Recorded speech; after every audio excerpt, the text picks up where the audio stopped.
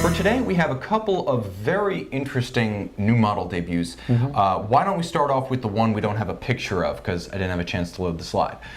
Josh, tell us about the new Audemars Piguet Royal Oak Perpetual Calendar full ceramic. So the watch they just released today, it is a fully ceramic, like Tim said, all black Royal Oak, a perpetual calendar. So just like they have in the stainless steel, with that, they have a white dial and a blue dial in stainless steel. This is going to be an all black ceramic. So picture Panerai 438 made by Audemars, and stuff a perpetual calendar in there, and now you get, that's what you got. It even gets its own reference number. That's right. Is now the 26579, no longer the 574. Yeah. Now, if you remember, this is a variation on the 52-week display perpetual calendar that came out in 41 millimeters just over a little over a year's time ago. The important thing about this one is that I believe it is the first full ceramic watch from Audemars Piguet. Yeah, I can't think of another one. Absolutely. So the other thing that's interesting is that it's really, really expensive. Josh, what does it cost? I think the early estimates right now are what the rumblings are $85,000 retail price.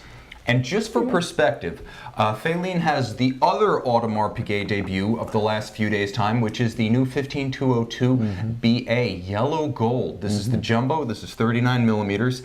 This watch, again, the heart and soul of Audemars Piguet, is $55,400. That's right. What do you think about that watch, Josh? I mean, just in terms of the look of the new golden or champagne golden dial, tapisserie, yellow gold case, bezel, bracelet. I think it's interesting. I personally have not always been a fan of yellow dials. It makes me think of a gold president on the wrist, but I love AP. I love what they do. I'd like to see this in person to see really what the distinction is between the case and the dial. I'm gonna definitely give it a chance. And the 15202 Ultra Thin, it wears so beautifully on the wrist, so comfortable that I can't, even if I didn't like the dial color, I'm still gonna like the watch. And there's good news for you Joshes out there. The watch also comes in a blue tapisserie dial version. Same JLC derived caliber 2121. 36 jewels, automatic winding. It's got that quirky 19,800 beat rate. Still only about 8.3 millimeters thick. Gorgeous watch. Oh, yeah. Wears a little heftier in full gold. But AP bringing back yellow gold last year and now this year. Yeah, no, listen, yellow gold's on the rise. Rolex is doing it, AP's doing it, so it must be on something, right? That's a fact. I think, especially in that 39 millimeter case size, it works well. Thin and traditionally sized. I'm a fan. A conditional fan. I got to see it at SIHH next week. Which you will. And which means you will too. Lucky guy. So jumping into by far the most expensive watch revealed in the last week, a sort of pre-SIHH from a company that's fractionally owned by Richemont, which pretty much owns the Salon International. Greubel Force with their Grand Sonnerie. Oh, geez. Have you seen this one, Josh? I was speaking to someone about it. I haven't even seen a picture of it yet. It's a monster. Yeah. So here's what you've got. You've got automatic winding for the Grand Sonnerie feature, which is nice because you can set your watch to chime the hours and the quarters in Grand Sonnerie mode, or simply the hours in Petite Sonnerie mode. Oh, makes sense. It's also a 24-second tourbillon, a power reserve, and a minute repeater. It's not enough. No, it's not. But you know what is? The price. $1,132,000 US. Keep in mind, what you're paying for here really is the level of mechanical and finishing accomplishment. It's not a precious metal watch.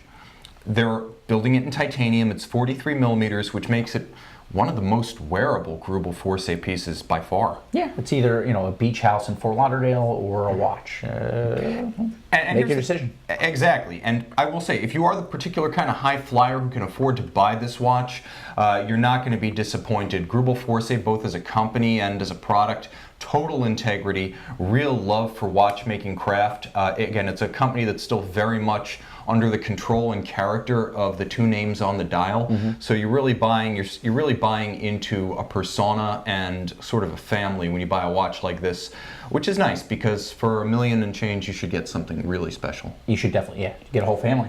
Yeah, definitely. Well, you've got Greubel and you got Force. But here's the other nice thing about this watch. A really unique form of micro rotor and no holds barred style in the Greubel Force fashion. Their watches are polarizing. They are not afraid to offend a large portion of the small number of people able to pay their prices, which I admire. Yeah. Well, this is along the lines of like MB&F and things like that, where you get these ultra boutique-y brands that they basically say, listen, if you don't like our watches, screw you. And then the people who like the watches like them even more because of that, which I kind of admire as well. Yeah, and the other thing that's worth mentioning is that with 5 to 8 scheduled for completion each year, realistically, this is what integrity looks like in high-end horology. There will never be a flood of these on the market, and even smaller brands have proven able to overproduce the market demand and outstrip it. It's nice to see Grubel Force, at least to this point, never will.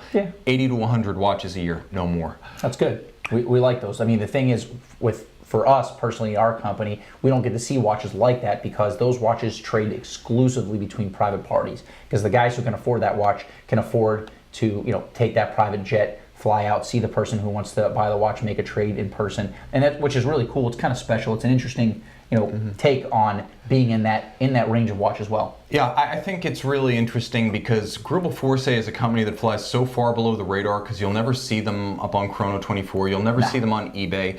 When people sell them, they sell them to other Grubel Force customers, often with brokerage by the factory itself. Yeah. And Stephen Force, for a guy who makes $1 million watches, is really accessible and friendly. And I remember when I spoke to him in 2016, I asked him, what was the most impressive thing you saw in the watch industry in the last 18 months?